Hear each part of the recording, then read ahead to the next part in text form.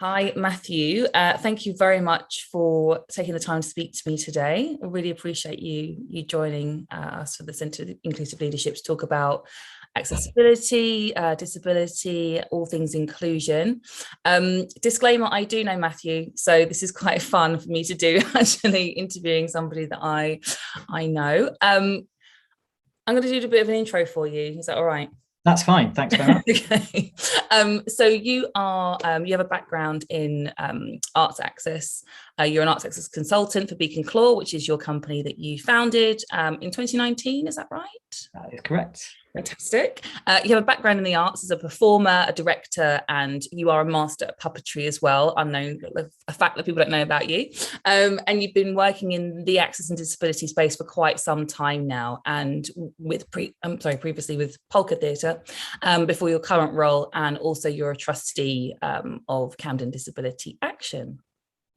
Yeah, that's all correct. Yeah, I was an actor for over 10 years, and during that time I did some puppetry, as you mentioned, and I'd also consider myself a disabled person, and from that, from the struggles of my life and my life experience, I decided to move into accessibility, and specifically within the arts. Thank you. That's really incredible.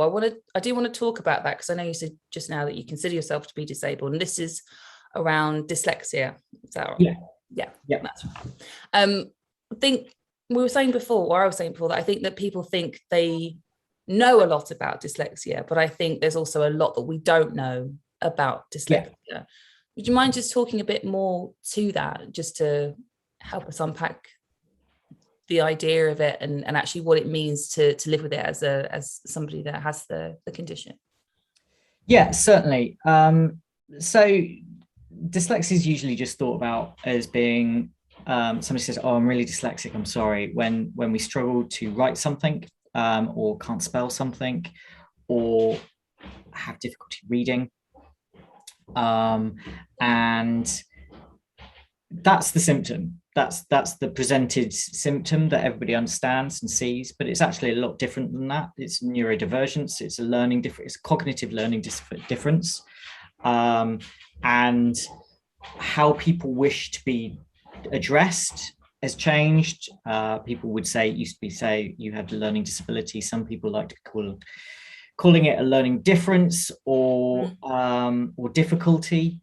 Yeah. And the reality is, we are a sizable functioning part of society, but our brains learn in a different way than others.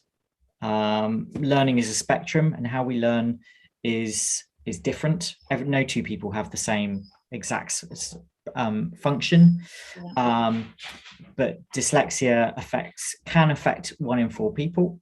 It's quite a sizable part of society, but it's a spectrum. So you might have very mild displays of how that affects you, and ultimately it's about how I retain, digest, and then be able to action the information that I've learned.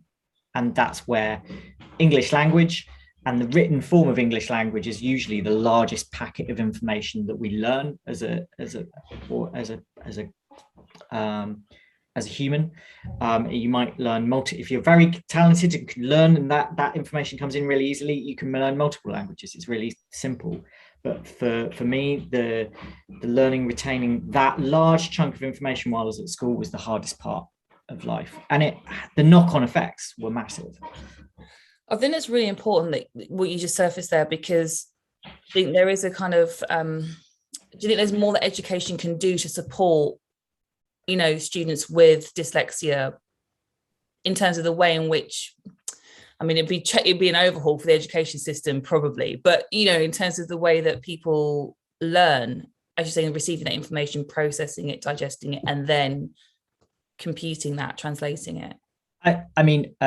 I think the education system has already done a great deal of work. To suggest that the education system is the same as it was when I went to school in the 1980s and early 90s is not the same as it currently is. 25 years has gone on since I left mainstream education, and as a result, the changes are massive that we've seen. So educators take it seriously, and people understand it and find good, strong responses most of the time. But like everything in the real world and the functioning world, is that different areas do it better than others. We get a postcode lottery in every aspect of our lives. So it depends whether you have somebody like your head teacher is really on it and understands it, and then you have what we call a Senko, which is they're a coordinator for special education support. Yeah. If you've got good members of staff in those positions, then you get great support. But every child needs individual support. There's no one size fits all. Yeah. My dyslexia was not the same as the child sat next to me on the left or on the right. And no two measures worked well for both of us, or all three of us. It's unique. Yeah. And I think quite a lot of the work that I do ultimately comes down to talking about labels and whether those labels are appropriate, and how it's all about working with people and understanding what every person's need that you work with and how they need support. Yeah, that's really key. I was talking to a lady called Nancy Doyle, who runs Genius Within, and she was talking to me about we were talking about neurodivergence, and she was saying that she's hoping that we move from a model of normalization actually to personalization, which I think is to your point about, every child is different, so you have to treat them differently, and so I think feels like that's coming in more and more, which is really, really encouraging. I know we are talking more about neurodivergence, which is a great thing. I think, this idea of essentially in the inclusion space, what we want to do is sort of celebrate diversity of thought. And that's kind of how I think about neurodivergence. And does that feel in keeping with what we've just kind of been talking about? Does that feel like the right way to sort of frame that as a... Yeah, I mean, I think so. It's normalcy is a weird concept. It is a social construct. What we perceive as being normal, people 20 years ago wouldn't have thought was normal. 20 years before that would think it's incredibly strange, and you go back 100 years and that's frightfully weird, which is why different sections of our own society, who are at different ages, who grew up in different parts of it, find it all very confusing at times about why. And that's why you have 20-year-olds not understanding what 40-year-olds society has moved and has changed. Whatever we describe, however anybody turns around and says, "Oh well, life used to be like this," that's still a personal view on their life. Society, how we use broad terms to understand society, but that's a very difficult thing to then talk about people and try and expect people to sit happily within those labels. Neurodivergency is talked about more, which is amazing, because it was almost like as all mental health, and I don't mean somebody who is suffering from poor mental health, but even good mental health has never been talked about well up until relatively recently, and we are still experiencing growth in that marketplace, if we say that, where people are learning to be able to be more confident to say, you know what, I'm not coming into work today because I'm not feeling very well. And somebody turns around, why are you coughing, you sneezing, whatever? No, I'm mentally not very well. Yeah, I think we call them personal days now. Some places they call them personal days, maybe. I mean that's fine, but actually it's a sick day. If you're unwell, you're unwell. Whether it be a mental state or physically unwell, it is a sick day. and you're entitled, like if a doctor is prepared to sign you off for that, that is just as legitimate as being signed off for breaking your leg. So once we start to broaden our understandings and take those views wider and stretch them and sort of really understand that people's personalities are involved in this as well, well-being, their mental health is well-being is involved, then you start to see a whole person rather than just see labels.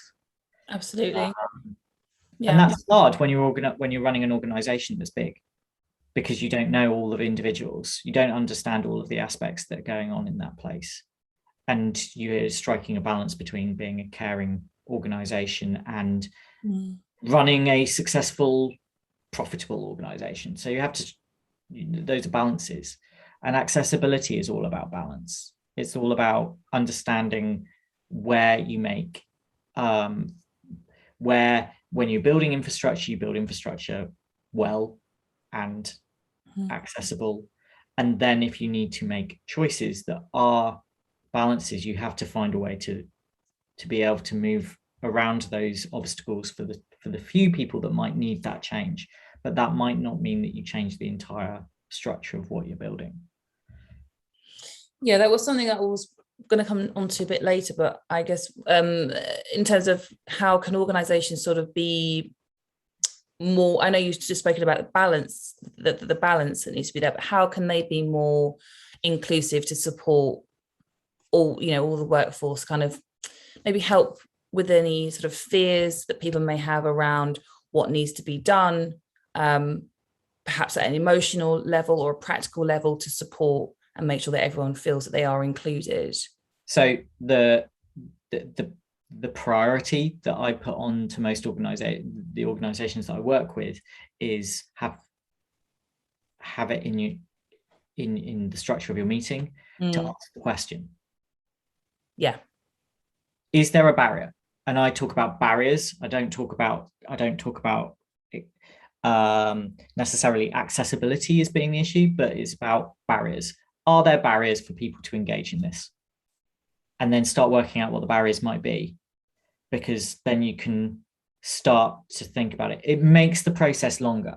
I absolutely, hands up, say it makes the process longer for developing something before you put it out there. Or if you've put out a test bed of a project or whatever, and you started the work, you need to include it as part of the Q&A part of your development process. But the earlier that you have the question, the earlier you raise what is the barrier that somebody might encounter in accessing this, being involved in it, the simpler it is to fix. Yeah.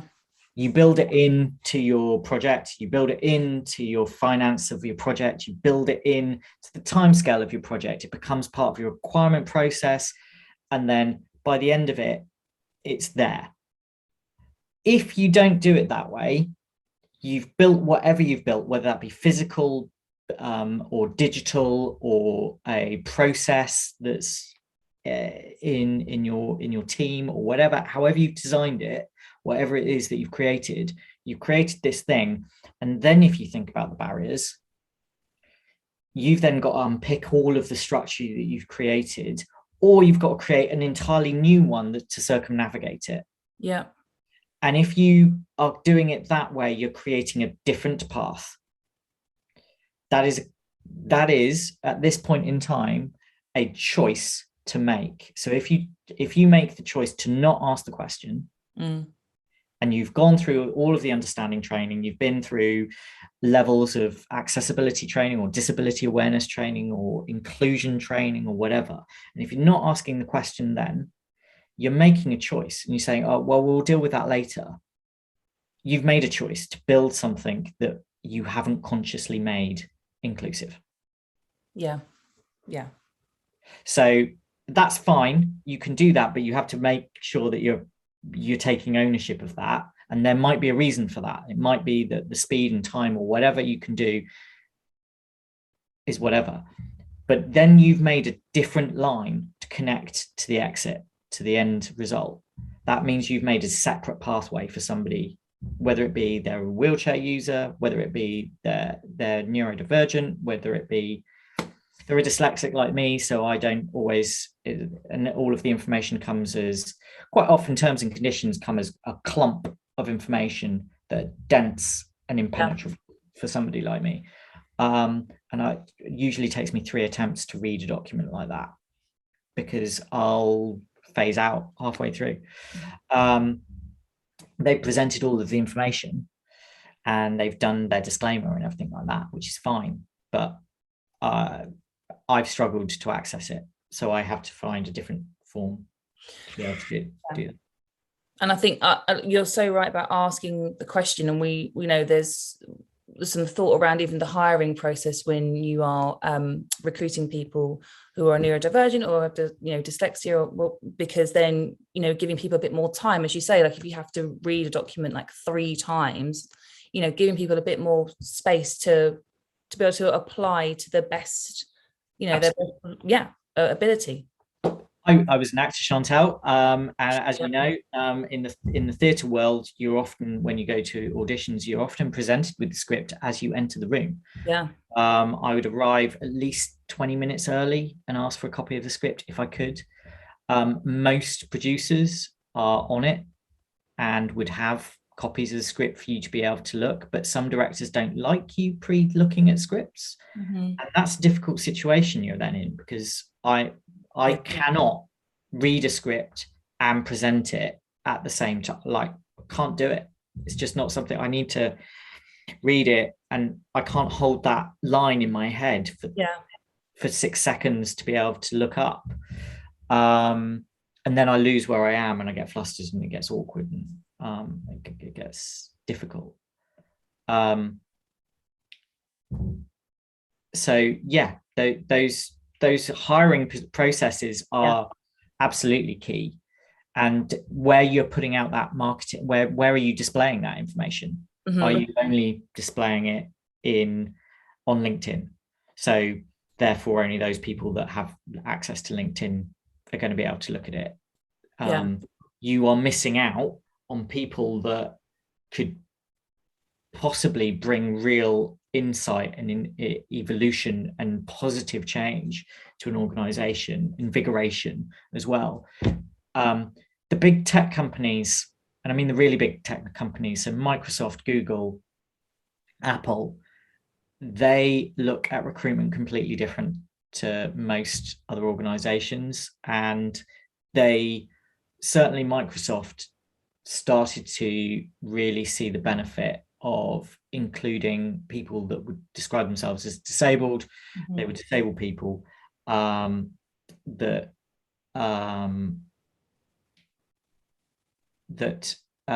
brought in a viewpoint that they didn't have inside the organization. The United Nations came up with a figure that nearly, basically 1/5, 20% of the world's population has some form of disability. Wow. That's a really bad number, because nobody can calculate it. It's a guess. Ultimately, this is an estimate. The calculation comes from some assumed decisions. We don't know what the real number is, and that's partly because as we get older, we become less able to access society. Whether it becomes we're less fit, we're less able to see, whether our hearing deteriorates, however you will look at it, we gain impairments of some description or another. And if we only build things for what we think is the general group of people, but people then fall out of that group, you've built a product that no longer works. So Microsoft understood this and started hiring people from lots of different backgrounds. And the reality is, disabled people, certainly on the neurodivergent spectrum, can have patchy CVs, where they'll have some level of great information and great work, and then they'll have periods of unemployment, or they're supported by the state, or that goes in and out. So, and these are, as I say, when I'm using terms like disabled or disabled person, or those on who are neurodivergent or on the autistic spectrum, these are massive, broad labels. They don't refer to people or individuals. So that individual may have struggled in certain situations and find it hard to work in standardized working environments, and that's perhaps it's the 9 to 5 where there's a commute involved at peak rush hour, and they have to sit in a cubicle, and they have to attend big meetings. Person on the autistic spectrum could really enjoy that, but they could also, because they're an individual, they may not be able to enjoy that. Their part of the spectrum might be different. So, and that being in that large group of people might be too intimidating for them to be able to work. So you've lost that voice. That voice is no longer part of the program, which means you've no longer got that perspective, which means that whatever you develop isn't being developed with their voice in it. So going back to, like you were mentioning, the recruitment process, the broader the scope of people that you can get in, and the more realistic your understanding what they need to have for the role, so their requirements for that role, don't just throw in a master's in accounting or whatever. I mean, accounting is quite specific, so you probably do need an accounting degree to work in the accounts department. But if actually all they have to do is input data, and they're not needed to be an accountant, then be realistic. Employ somebody that can put in data and ensure that person is adequate. That's right for it. And how does, coming back to Beak and Claw, how do you support, and how do you talk to us more about what it is that the Beak and Claw does? So Beak and Claw is an arts theatre arts company. Effectively, I work in consultation with national portfolio organisations. So within the arts, those are big state supported venues and producing companies, and I can go in and give accessibility training, and I do deliver accessibility training as opposed to disability awareness training. You can have amazing disability awareness training where somebody will come in with their particular disability and talk to you and bring awareness around the difficulties that they experience. My approach is very much a barrier-led approach, where I go into organizations and we talk about what barriers mean, what barriers exist, and start the conversation. So I try to change an ethos within an organization, so that it's not just all about delivery, it's delivery with an accessible bent. So we're thinking about who are those disenfranchised and isolated communities, and how are they not being served, and how do we bring them in? I think that's the honest answer, because if we look at the UN's massive scary number of 20%, who can afford to leave 20% of the population out of a decision? How can we leave 1/5 of our groups out? And it depends on the age group that you're working with. Those change, but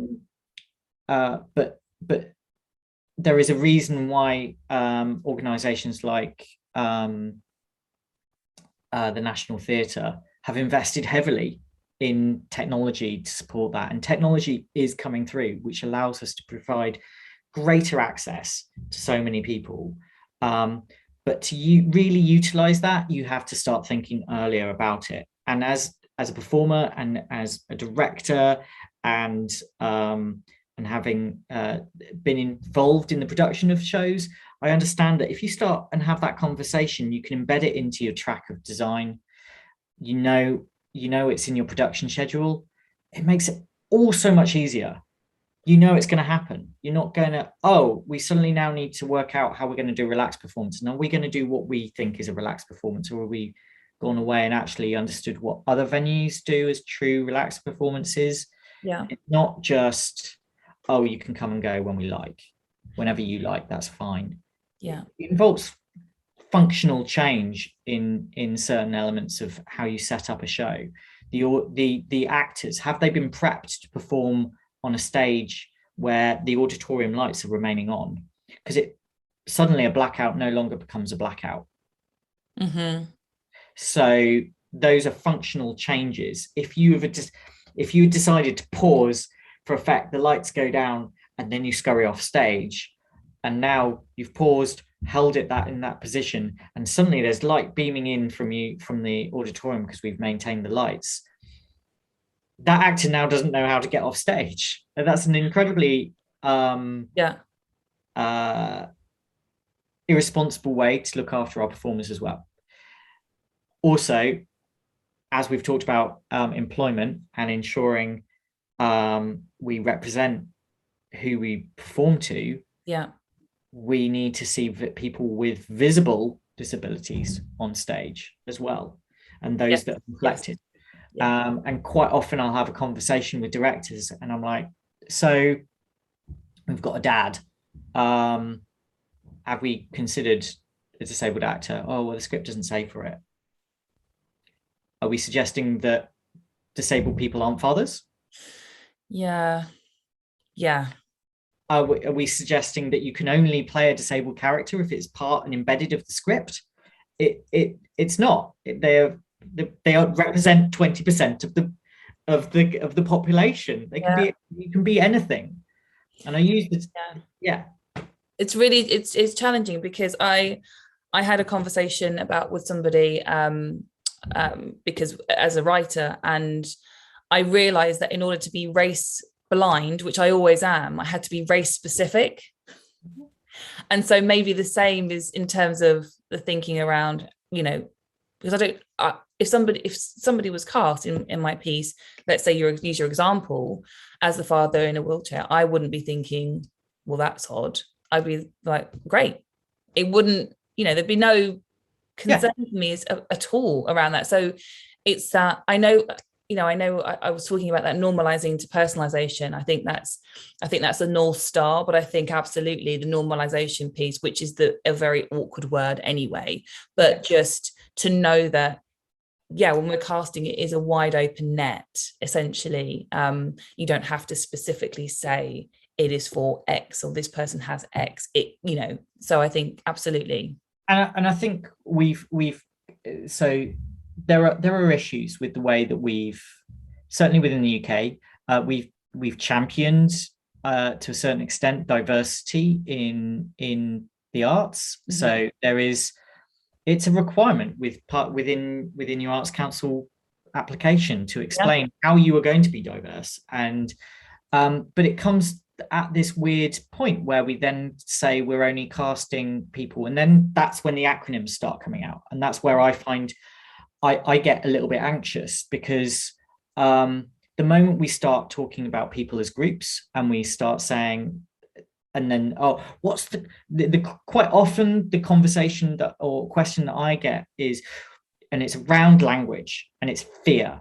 And that's quite a lot of the work that I go into, is actually to try and remove people's fear so we can have a conversation about it and actually talk about people as individuals and say, this person is right for the role, or this person's right for this job. Or if we start asking for, BAME used to be the big one, and is still used, who on the other side of the casting table is appropriate to say that somebody fits in that box? I've always wondered that. I find that deeply I find that deeply difficult to understand. I have no right or ability to judge somebody's disability. I don't feel that's appropriate. So the problem we have, and it's the reason that these acronyms came, and it came from a good place. It came from a point of trying to encourage people from marginalized backgrounds to come in and volunteer, basically not middle class people who had been supported through drama schools or whatever, and educational systems to succeed, and it not end up being one gender and one class and one ethnicity.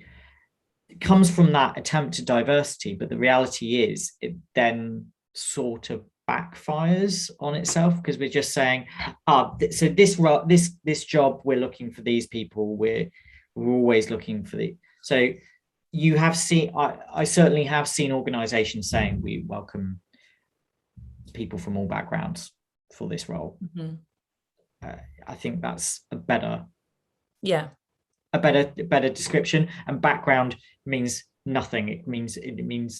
It just means where you've grown up. It could be your regionality, it could be your ethnicity, it could be your you grew up in a household that spoke British Sign Language because your parents were deaf or you were deaf. And it goes back to your point around disability, and also the balance, and also the representation, which seem quite key in terms of the conversation that we need to have around making opportunities fair for all, essentially. Yeah, absolutely. And so it's quite interesting, the different organizations that I work with. Certainly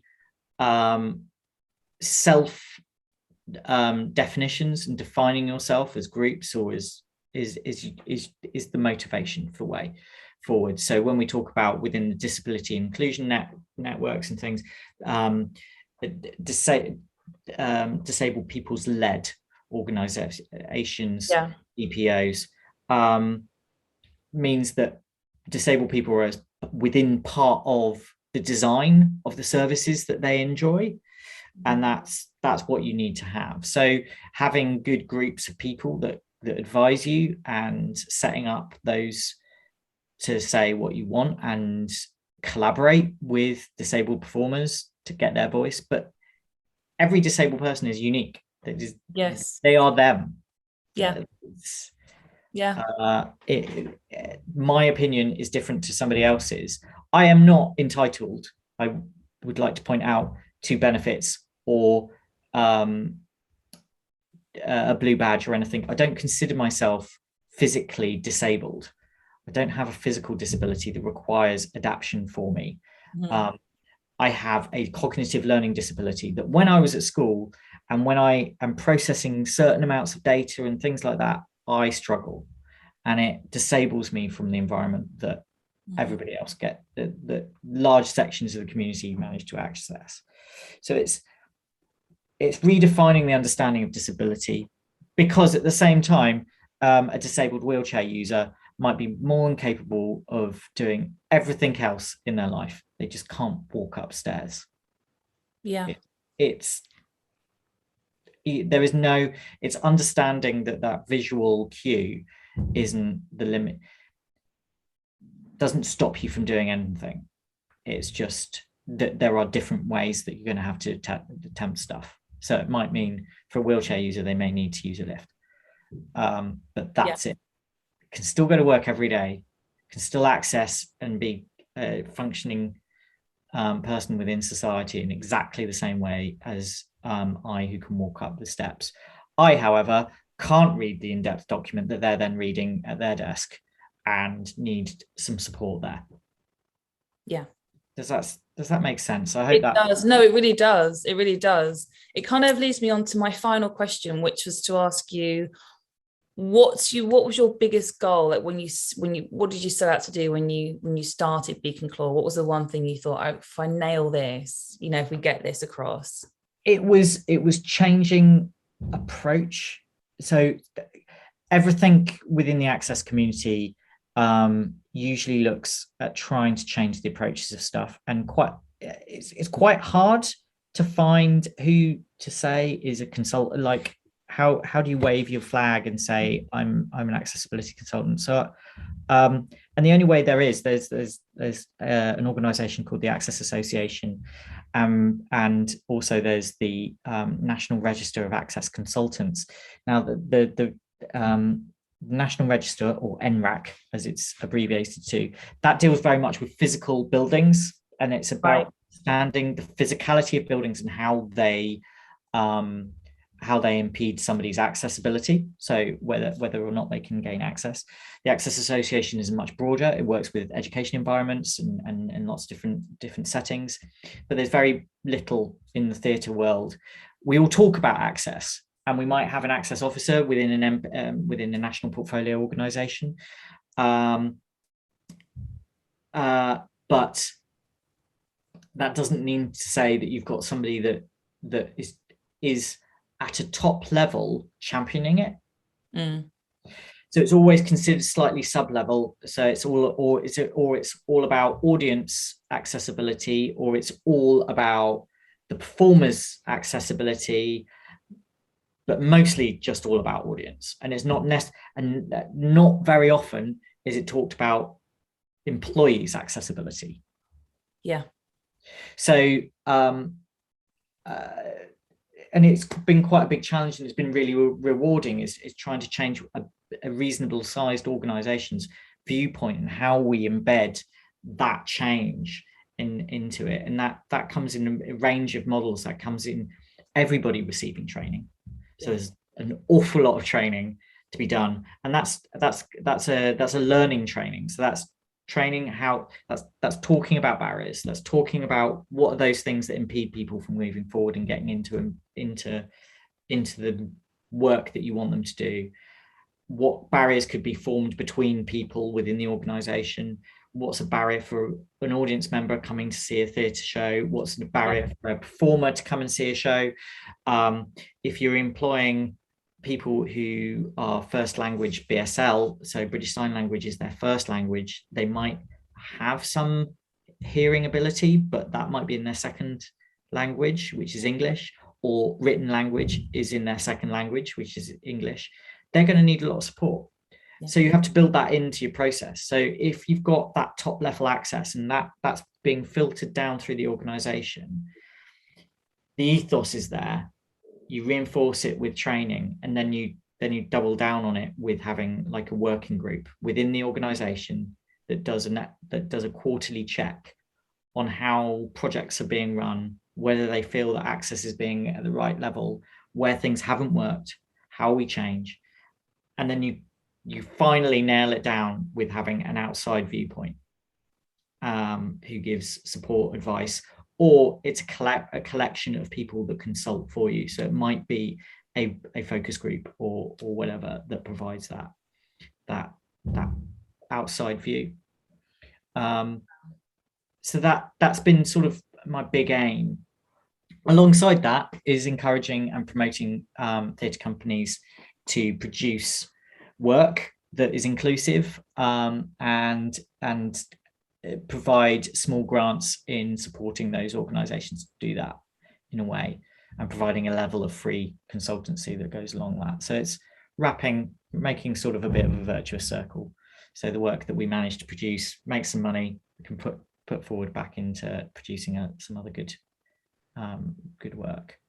That's incredible. I was going to say, I feel like you're fighting the good fight. It's like, it's incredible. It's really, really impressive, really inspiring. Really. I must say it's joyful, especially when you're in a room with people that don't necessarily really see the viewpoint. And until you really say it's not really about a small group of people, and it's actually every one of us will lose some key piece of function that we think we'll never have a problem with. Whether that just becomes harder to walk than it did, and it takes you 20 minutes to walk down the road as opposed to 5. That is a change. That's a functional change. It's an accessibility thing. It means that you need longer. It means that you need to set out earlier to catch the bus. It might mean that you need the bus to stay longer at the bus stop for you to be able to get on it. the ramp might have to come down because you can't handle just that bigger step. These are all functional changes that prove an access barrier, and how we balance those, make those different. It's all achievable. There is always a route round. It might mean that you say the venue that you're going to doesn't work and you need to change the venue. If you're meeting, if you have a ground floor that's completely accessible and you just need to, and you have a wheelchair user who is attending that meeting, you just have to move the meeting room from upstairs, which isn't accessible, to downstairs. Yeah, that's acceptable. You don't have to build a lift. Yeah, you have to think about what's achievable. It's the awareness piece, isn't it? And just thinking about and how to be more inclusive, just thinking about those things, and to not be defensive or scared, or having a conversation and say, look, this doesn't work, we will find a way for this to work. And yes, you're right, it shouldn't happen, but the reality is things do happen. The key piece of legislation that this all revolves around is the Equalities Act, and there, buried in there, is reasonable adjustment is the term that is used. It is reasonable for everybody to have access to a public space. So how we achieve that has to be looked at, but it is reasonable. Absolutely.